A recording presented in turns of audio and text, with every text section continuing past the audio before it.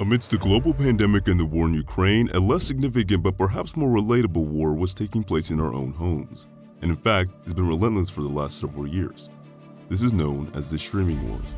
As on-demand streaming services become more of a necessity in everyday life, household names like Netflix, which has dominated the space for over a decade, now have to keep an eye out for new competitors gunning for number one. And among those is Paramount Plus. Welcome to Doers Digest. In this video, we're going to be analyzing the meteoric rise of the streaming world's newest wonder kid, Paramount Plus. Unlike the other subscription-based platforms like Disney Plus or Prime Video, Paramount Plus was launched just last year, with the streaming wars already being well underway. So with that in mind, you may be wondering, why on earth would we need another streaming platform? That was a question many people were asking when the slow-growing CBS All Access was rebranded as Paramount Plus. But the doubt wasn't enough to stop the parent company from going ahead. Now, if you didn't know, that parent company, CBS, is one of the largest media and entertainment conglomerates in the United States and ranks in the top 10 media companies in the world.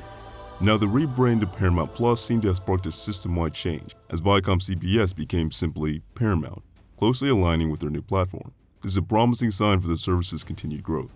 On a Yahoo Finance interview, the CEO of Paramount, Bob Bakish, talked about that experience. He told the interviewer that at first, when they launched the platform last year, they were doubted as a valid competitor because they were too small in an overcrowded space. They were just too late to the party.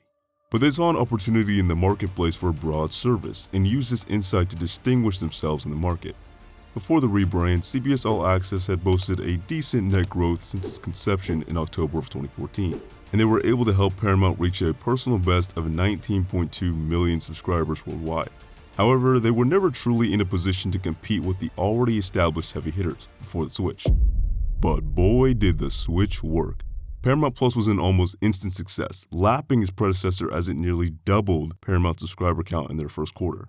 And they haven't looked back since. They've gained more subscribers in the last year for Paramount than CBS All Access did in 6, and became the US's fastest growing brand in the process.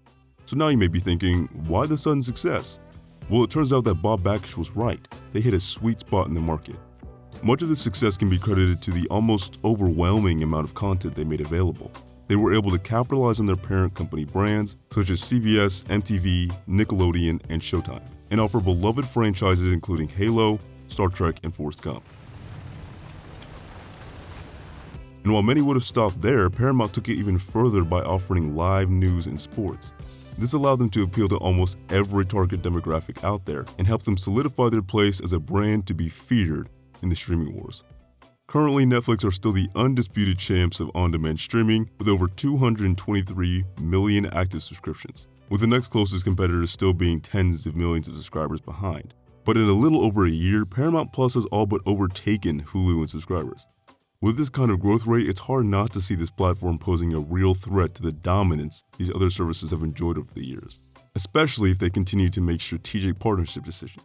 They've notably partnered with Walmart and T-Mobile in a successful effort to boost subscriber numbers, offering deals to people who join those membership programs.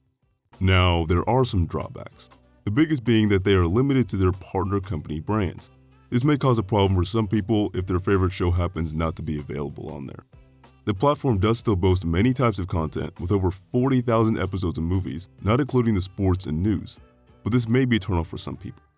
They've also had some complaints about service issues like their digital app and black screens, but given the age of the platform, it's probably safe to chalk these up to minor grievances that will be smoothed out soon.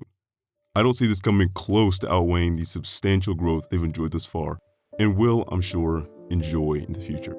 But that's just my take. Let me know what you think in the comments below and also what brand you'd like to see covered next.